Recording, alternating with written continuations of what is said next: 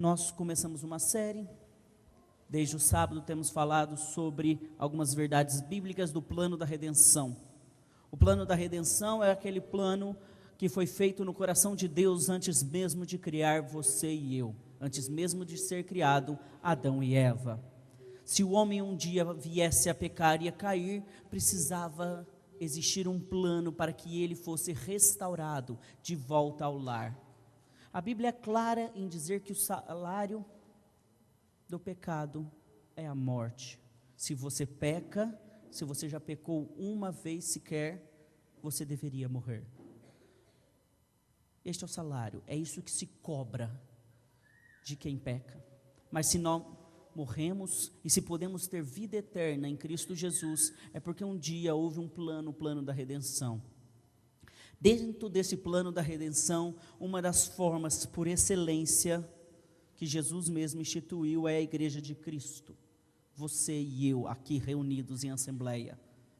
Ao estarmos aqui reunidos, fazemos parte daquilo que Cristo chamou de os santos, os filhos de Deus. Falamos no sábado que apesar de estarmos reunidos como cristãos, seguidores de Cristo, podemos também ser pessoas que expulsam Deus do nosso meio. Fazemos templos e casas bonitas de oração, fazemos louvores maravilhosos, criamos programas magníficos, mas isso não é a certeza de que Deus estará no nosso meio. Falamos que isso aconteceu quando Adão e Eva correram dentro de um jardim maravilhoso que Deus havia construído para eles. Falamos que isso aconteceu lá no antigo Israel, quando o templo que foi construído para a glória de Deus, para que Deus habitasse no meio do seu povo, foi transferido pela política. E a partir do momento que a política entrou no jogo, Deus teve que ir para o deserto, apesar de o templo ainda continuar funcionando. Se você um dia acreditou e aceitou Cristo Jesus em sua vida, isso não é certeza de que agora Cristo Jesus está aqui no nosso meio. Podemos ficar orgulhosos demais com a verdade que nós temos e esquecer que quem nos salva é Cristo e não o nosso conhecimento. Isso acontece, isso pode acontecer com essa igreja. Devemos estar sempre vigilantes. Por outro lado, falei ontem que a dúvida é algo bom. Que sempre que duvidamos, Deus pode agir sobre nós. Que quando você tem dúvidas, você não tem que se preocupar e não tem que se achar o maior dos hereges do mundo. Ao contrário, lemos um texto bíblico ontem que fala que quando João Batista, o mesmo João Batista que um dia batizou Jesus, o mesmo João Batista que viu e ouviu milagres de Cristo, João Batista, o qual Jesus falou que era um dos maiores homens nascidos de mulher, que já pisaram na terra, este João Batista teve dúvidas. Este João Batista não sabia se realmente cria e se Jesus Cristo era realmente o Filho de Deus. Se até ele teve dúvida, é normal que eu e você possamos ter dúvidas. Não são as dúvidas que farão quem nós somos. É Cristo que faz com que cada um de nós possamos ser verdadeiramente filhos de Deus. Então, se você tem dúvida, não se preocupe, ore. Coloque esta dúvida aos pés da cruz. Falei que fé não é um salto no escuro. A fé é racional. Até citei um texto de Ellen White que eu gosto muito. Falei que não temos que temer quanto ao futuro, ao menos que nos esqueçamos como Deus tem nos conduzido até agora. Este texto está dizendo basicamente que você só terá medo do futuro e você só achará que o futuro é um salto no escuro se você ficar olhando fixo para este futuro que você não tem certeza do que acontece. Você não é profeta, até onde eu saiba. Você realmente não tem visões do que acontecerá no futuro, até onde eu saiba. Eu também não tenho. Eu não tenho certeza se amanhã eu estarei vivo e poderei vir aqui. Espere e oro para que sim. Eu não sei se daqui a um ano terei ou não uma doença grave. Espere e oro para que não. Mas isso tudo pode acontecer, porque o futuro não nos pertence. E Deus fala, não se preocupe com o futuro. Você só terá medo do futuro se você se esquecer da cruz de Cristo que está lá atrás. Ela nos dará a certeza de que tudo ocorrerá bem. Mas por quê? Você pode me perguntar, pastor, por quê A cruz de Cristo me dá a certeza de que tudo acabará bem. Porque Deus prometeu que Ele é um Deus imutável. Um Deus que se foi presente ontem, será presente hoje e será presente amanhã. Se Deus esteve lá no passado, Ele estará de novo hoje e estará amanhã. Se o próprio Deus desceu e fez o maior dos sacrifícios que essa terra já viu, que é entregar a si mesmo numa cruz, por mim e por você, não duvide, não tenha medo do futuro. Então, novamente, a frase de Ellen White que eu gosto muito é: não temos que temer quanto ao futuro, ao menos que nos esqueçamos como Deus tem nos conduzido até agora. Se você tiver dúvida, tudo bem, mas olhe para trás, veja na sua própria vida, na vida dos seus irmãos, deixe aí ao seu lado, veja na vida desta igreja, veja na vida de Cristo Jesus, que Deus já esteve lá e que Ele continuará a estar. Dúvidas são boas. Hoje vamos falar um pouquinho de certezas. Ontem falamos de dúvidas, hoje falamos de certezas. Vamos abrir a Bíblia em Lucas, capítulo 18. Lucas, capítulo 18. Pronto, falei certo agora. Lucas, capítulo 18. Vamos ler uma pequena parábola que o próprio Cristo Jesus contou quando esteve aqui na terra. E vamos tirar algumas lições dessa parábola. Queremos estudar os versos como nós temos estudado noite após noite, dia após dia. Se tem uma coisa que eu gostaria que ficasse fixo nessa igreja, que vocês cada vez mais busquem estudar a palavra de Deus. Estudar a palavra de Deus não é apenas ler, mas é realmente entender, é pesquisar, é buscar, é ler aquele verso, realmente eu entendi o que ele está dizendo. Não é aquela leitura rápida, que é boa, mas que ela não substitui o estudo, que você faz 5 minutos antes de dormir, lê um versinho rápido, fecha a Bíblia e vai dormir. Isso é importante, mas isso não é estudo da palavra de Deus. Essa igreja e todos os grandes revivamentos e reformas na história da humanidade só aconteceram quando o povo, eu e você, começamos a estudar a Bíblia, estudar verdadeiramente, perguntando: Senhor, o que tens para me dizer deste verso? O que o Senhor quis ao inspirar Lucas a escrever o capítulo 18 do seu livro? E é isso que nós oramos hoje, é para isso que nós fizemos a oração antes de abrir a Bíblia, pedindo para que Deus agora nos ajude a interpretar o capítulo 18, os primeiros versos. Então começa assim, verso 1 do capítulo 18. Então Jesus contou aos seus discípulos uma parábola, para mostrar-lhes que eles deviam orar sempre e nunca desanimar. Então, primeira coisa, antes da própria parábola, Lucas já está dizendo qual que é a conclusão dela. Lembra? A moral da história. A gente sempre vê uma história bonitinha e fala, logo a moral da história é essa. Só que antes de contar a moral da história, Lucas já está falando, essa é a moral da história. Eu vou te contar uma história, e esta história vai ser para isso, é para te motivar. Então aqui não tem surpresa. A gente sabe onde vai parar o sermão. A conclusão e o apelo vão ser do verso 1. A gente deve sempre orar e nunca desanimar. Vamos lá, uma coisa que eu falei para vocês é pesquisar o contexto. O que acontece, me ajudem, o que acontece antes, no final do capítulo 17, o que acontece ali? Qual é a história um pouco antes do capítulo 18? Ou seja, os últimos versos do capítulo 17 falam sobre o quê? Alguém? É só voltar um pouquinho a sua Bíblia e você vai descobrir. Tem um tópico aí. Qual que é o primeiro tópico que aparece você voltando? Na minha Bíblia chama a vinda do reino de Deus. Não é? A vinda do reino de Deus. Então Jesus está falando sobre o que nestes momentos? Sobre quando Ele irá voltar. O contexto então dos capítulos 17, 18 e 19 é a preparação de Jesus, que sabendo que iria morrer em muito pouco tempo, precisaria falar sobre a volta dele, a vinda dele, a segunda vinda de Cristo à terra, e é sobre isso que ele está falando. Então, quando nós começamos o capítulo 18, e Jesus fala, então Jesus contou aos seus discípulos uma parábola para lhes mostrar que eles deveriam orar e nunca desanimar.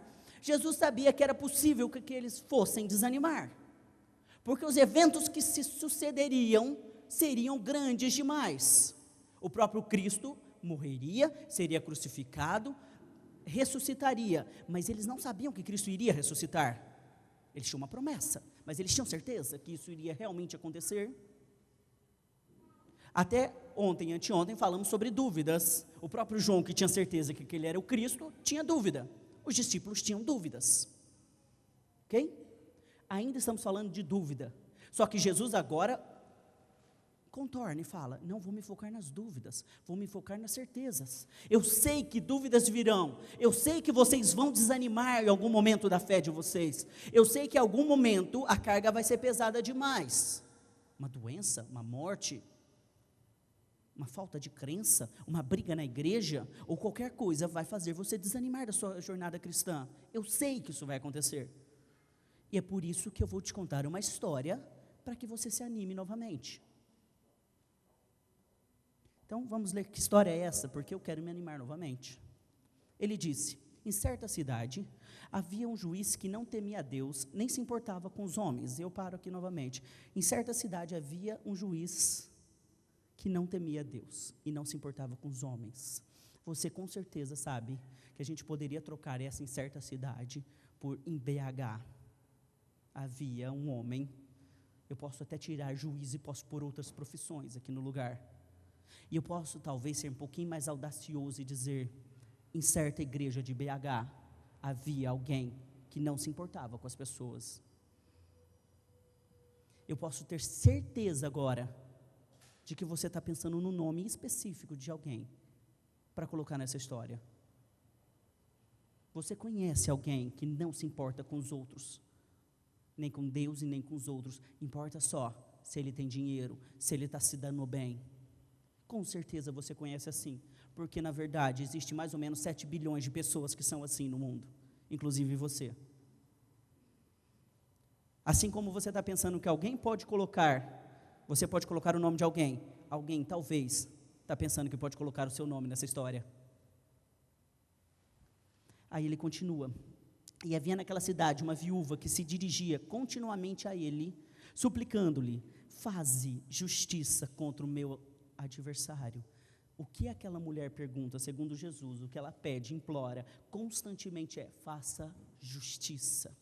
Ela não está falando: faça com que eu ganhe, eu vou te subornar. Por favor, eu te dou um dinheirinho, faça que eu ganhe, mesmo estando errada. O que Jesus deixa claro, o que aquela mulher queria, era justiça. Fulano de tal não está sendo justo comigo. Você é juiz, você deveria estar fazendo alguma coisa. Outros dias nós falamos que todas as pessoas à nossa volta são de nossa responsabilidade. Nós devemos ajudar o mundo. Então, na verdade, eu posso colocar o seu nome aqui de novo. Alguém aí fora está gritando: eu estou sendo injustiçado, faça justiça, me ajude. E Cristo diz, o que Cristo diz? Vamos ver. Por algum tempo ele se recusou. Por que ele se recusou? Porque ele não está nem aí com mulher, nem com Deus. Mas finalmente disse a si mesmo: embora eu não tema a Deus e nem me importe com os homens, esta viúva está me aborrecendo. Vou lhe fazer justiça, para que ela não venha mais me importunar. E o Senhor continuou, Jesus continuou: ouça o que diz o juiz injusto. É fenomenal. Ouça o que diz o juiz injusto. Jesus deixou claríssimo, não há sombra de dúvida, aqui não tem nem como interpretar errado. O cara não era gente boa. O cara era a pior traste humana que existia. Ele só se preocupava, nem com os homens ele se preocupava, nem com Deus, é só com ele mesmo, é só com ele ganhar. O resto é que se exploda. Jesus fala o seguinte: mesmo esta pessoa pode fazer coisas boas. Ouça o que ele diz. Esse juiz não fez algo bom para a mulher? Não trouxe justiça para ela? Primeira lição que eu tiro desses versos aqui é o seguinte: justiça é uma responsabilidade que eu e você devemos fazer, porque isso tem a ver com o reino de Deus. Mas se você faz algo justo, não se sinta superior a ninguém, meu querido. Você não é melhor do que um juiz que só se preocupa com ele mesmo, porque até uma pessoa injusta, totalmente injusta, que sabe que é injusto, pode fazer algo bom. Se você ajuda alguém, parabéns, você está fazendo aquilo que Deus nos mandou, mas você não tem mérito nenhum por fazer isso. E quanto mais você ajudar, a conta vai continuar igual. Você não tem mérito nenhum. O reino de Deus é um reino preocupado. A igreja de Deus é uma igreja preocupada, e deve ser uma igreja cada vez mais preocupada com o mundo aí à sua volta. Se existem pessoas que estão passando fome, eu e você temos obrigação de ajudá-las, porque esta é a ordem de Cristo Jesus, o nosso Senhor, que um dia nos ressuscitou, que um dia nos chamou do pecado para a vida eterna, mas isso não nos torna superior, melhores e nem nada, porque até um injusto juiz pode fazer o bem. Essa é a verdade. E Jesus continua dizendo aqui: acaso Deus não fará justiça aos seus escolhidos que clamam a Ele dia e noite? Continuará fazendo-os esperar? E eu lhes digo, Jesus faz duas perguntas e Ele mesmo responde: Ele, Deus, lhes fará justiça e depressa. Sabe o que eu acho genial aqui? Nós falamos no sábado, e no sábado à noite, de manhã e à noite, sobre uma expressãozinha que chama Missio Dei. Missio Dei nos estudos teológicos significa a missão de Deus. É latim, para teólogo achar que é mais inteligente que os outros. Tá? Então é Missio Dei, a missão de Deus. O que significa, o que a teologia diz sobre a Missio Dei? Ela diz que, na verdade, se você buscar por todas as Sagradas Escrituras, e nós já estamos aqui alguns dias falando sobre isso, em nenhum momento você verá que o Evangelho e que a missão é da igreja. Tem uma coisa que eu ouço muito adventista falar, e que sinceramente eu acho que está totalmente antibíblico, eu preciso pregar a mensagem, porque senão Jesus não vai voltar. Eu preciso pregar para Jesus voltar. Não, você não precisa pregar para Jesus voltar. Jesus voltará, você pregando ou não. Nós usamos um verso, Lucas 3, que fala, João Batista olha para o povo e fala o seguinte: vocês estão se achando bons o suficiente pelo que vocês estão fazendo? Vocês estão achando assim, nós somos filhos de Abraão, descendentes, judeus legítimos, somos filhos da promessa. Lucas 3, depois você vai lá e lê, se você não estava aqui no sábado. Sabe qual é a resposta de João? Destas pedras aqui no chão que você chuta e não servem para nada, Deus poderia fazer filhos de Abraão. Não é a sua pregação, não é quem você é, não é a sua dinastia, não é o que você faz, não é quantas pessoas ajudam, não é sobre você, na verdade. A missão é de Deus. Quem correu no jardim do Éden atrás de Adão e Eva foi Deus. Não foi Adão e Eva que correu atrás de Deus pedindo perdão, foi Deus correndo atrás deles pedindo para os perdoar. Os seres humanos expulsaram Deus do templo, como nós vimos no sábado, Lucas 3, mas Deus não se importou com isso, Ele estava gritando no deserto. Os seres humanos são pecadores e deveriam morrer, mas Deus não se importou com isso e desceu aqui na cruz do Calvário. Isso não é sobre você e o que você faz, é sobre o que Deus faz. Até o injusto pode fazer o que você faz, é isso que Jesus está dizendo. Mas pastor, você não disse que você quer uma mensagem de encorajamento, para a gente não parar de orar, e para a gente não desanimar? Por enquanto eu não estou encorajado, e na verdade você está me desanimando, falando que o que eu faço não serve para nada. Acho que deu errado a mensagem, né? Acho que deu muito, deu tchutchu aí, como diria, né? Vamos para Levíticos 19, 18. Levíticos 19, 18. Alguém lê para mim Levíticos 19, 18?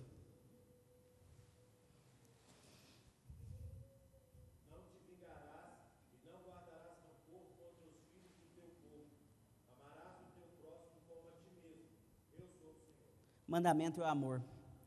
Eu vou te dizer mais ainda. O único mandamento, não são os 10 mandamentos, o verdadeiro e único mandamento é: amarás o próximo e amarás a Deus. É isso, acabou. O resto tudo são desdobramentos. Por que eu guardo o sábado? Porque eu amo a Deus. Por que eu não mato, não roubo, não furto, não cobiço a mulher do próximo? Porque eu amo o meu próximo. Tudo é desdobramento de um só mandamento: amor. Deus está falando o seguinte: existe injustiça no mundo? Existe? Sim, não se preocupe com isso, você deve amar. Agora vamos para outro verso, Romanos 12, 19. Alguém lê para mim Romanos 12, 19?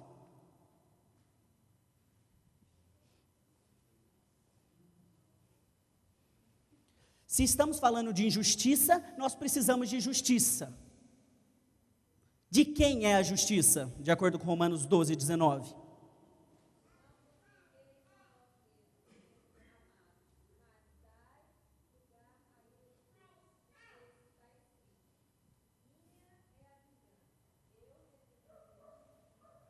Fenomenal. Deus está falando, para você resta amar, vingança e acabar com a injustiça. Isso é missio Dei, isso é missão divina. Você está mal, você está injusto, você está doente e não deveria estar, você foi lesado, você foi roubado, as pessoas não são boas o suficiente com você, ame o teu próximo como a ti mesmo. Mas Senhor, ele está sendo injusto comigo, é verdade, mas ame assim mesmo. Senhor, ele é um pé no saco, é verdade, ame assim mesmo. Senhor, ele não é justo. Deus fala, não importe com isso, justiça vem das minhas mãos. Isso não é sobre você, isso é sobre Deus, sempre foi sobre Deus, sempre foi sobre Deus nos procurando, sempre foi sobre Deus nos cuidando, sempre foi sobre Deus nos chamando, e sempre será sobre Deus trazendo justiça para os seus filhos. Aí Jesus fala o seguinte, e agora vem a parte final, e a parte da esperança que eu prometi para vocês que teriam, que Jesus prometeu para você que teria no começo desse capítulo, não foi? Então vamos para ela, pelo amor de Deus. Verso 8 aí, e eu lhes digo, ele lhes fará justiça e depressa. Contudo, quando o Filho do Homem vier, encontrará fé na terra? Você falou que era de esperança, né? Agora Jesus está falando que não vai encontrar nem fé na terra. Isso não trouxe esperança, te trouxe esperança? Jesus falar que na verdade não vai ter fé na terra quando ele voltar? Aí a gente volta para o começo do capítulo. E aí eu vou te mostrar onde está a esperança. Lembra que eu falei que a moral da história estava no começo? Então a gente precisa voltar para o começo para entender. No começo ele disse o seguinte, ó.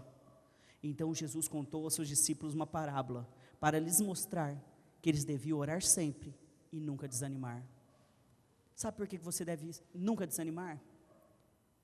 Porque Deus, o Senhor de tudo, aquele que tudo pode, aquele que tudo faz, aquele que te criou, que criou todas essas coisas, é dele a missão.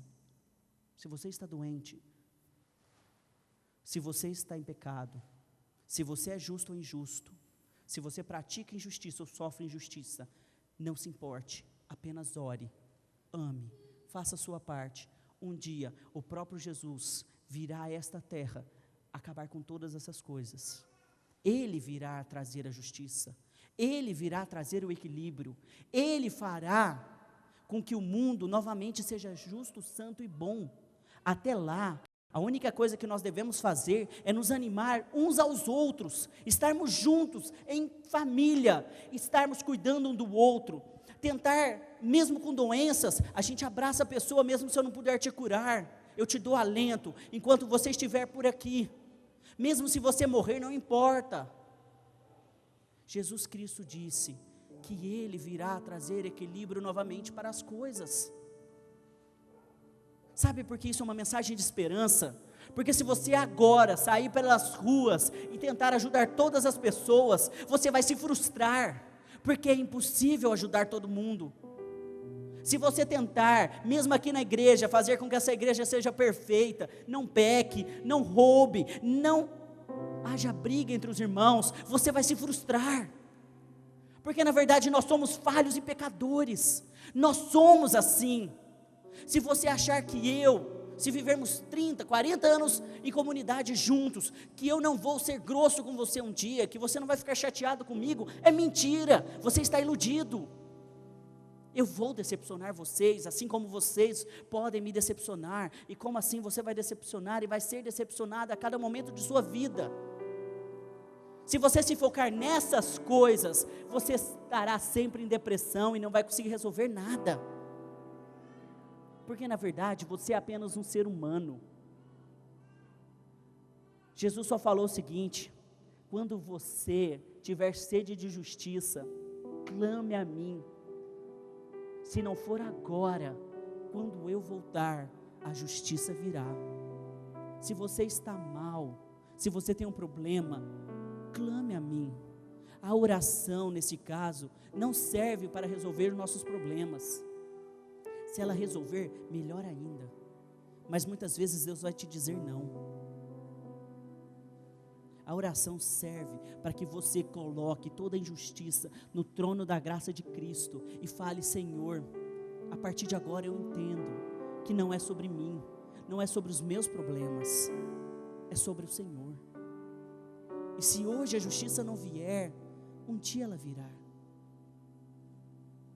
Se hoje a resposta parecer que for injustiça, tudo bem, porque não é sobre isso, é sobre estarmos juntos, é sobre estarmos preparando o reino de Deus, aonde lá não haverá mais pranto, nem dor, nem morte, nem injustiça. Apocalipse 21 fala isso. Que é uma mensagem de esperança para você. A mensagem de esperança é que a cruz de Cristo está agora apenas à distância de uma oração.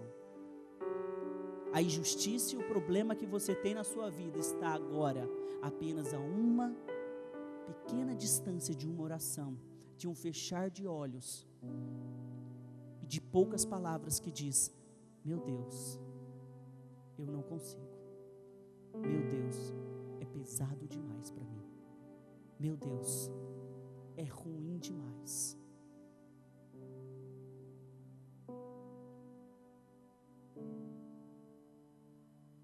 Porque quando a gente ora e nós falamos o seguinte para Deus, eu imagino a resposta de Deus da seguinte forma: Senhor, o mundo é injusto.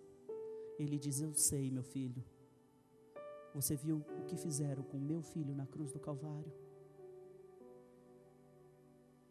O mundo é injusto, Senhor. Ele me responde: eu sei, meu filho. Eu criei um jardim perfeito. Você viu o que Adão e Eva fez? Senhor, o mundo é injusto. Eu sei, meu filho. Por isso eu tenho te preparado uma nova Jerusalém. Tem dúvidas?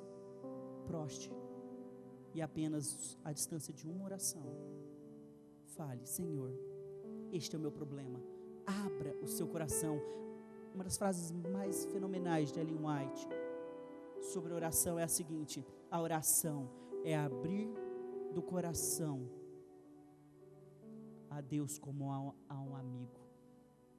Você abre o seu coração como se você estivesse falando com o seu melhor amigo, porque na verdade Ele é o seu melhor amigo. Se Ele puder, Ele vai resolver agora o seu problema. Se Ele não puder, Ele vai dizer: tudo bem, não é sobre você, é sobre o mundo, não é sobre você apenas, é sobre a história da redenção. E acredite, o plano já está feito, a cruz já está consumada. Em breve, em muito pouco tempo, estaremos juntos. Até lá, cuide do seu irmão, ame, e é isso que você tem que fazer: amar incondicionalmente, porque o plano de salvação já está sendo executado, e você irá ter a justiça que tanto precisamos, não a justiça que você merece, mas a justiça de Cristo na cruz do Calvário, a justiça que Ele merece por mim e por você. Quer falar de justiça? Isso seria muito injusto. Nós pecadores recebendo a justiça do Deus do universo. Tudo bem, é sobre Ele. Baixe sua fronte, vamos orar. Pai querido, Senhor amado, estamos aqui não para falar sobre o que nós devemos receber.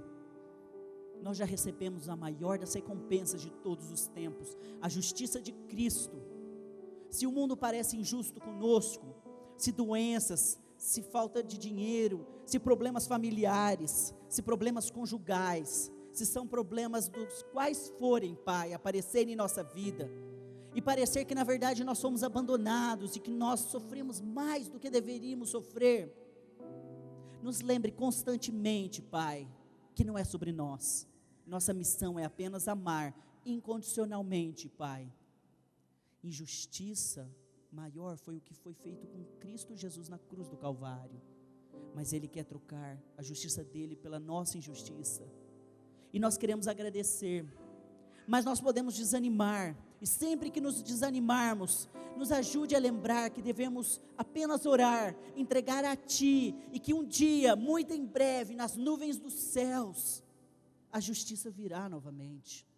A justiça virá triunfante para nos buscar. E essa justiça tem nome, é Cristo Jesus, o nosso Salvador. Se nos desanimarmos, Pai, que possamos fazer aquilo que Cristo falou. Orem e entreguem, pois o Deus do céu, Ele nos trará a justiça. Ele já nos trouxe a justiça. Que o nosso desânimo, Pai, possa ser esquecido. Que as nossas tristezas possam ser deixadas de lado. Não porque as coisas não doem, sim, elas doem e doem muito, Pai, mas sabemos que ao seu lado e ao lado dos irmãos, quando nos amarmos verdadeiramente, as dores serão menores, estaremos cada vez mais preparados para um dia glorioso, onde a dor, o ódio, o pranto e a injustiça já não existirão. Traga a Nova Jerusalém, traga a justiça de Cristo. Enquanto isso, nos capacite, nos motive a orarmos e a continuarmos na jornada do amor. É que eu te peço em nome de Cristo Jesus. Amém, Senhor.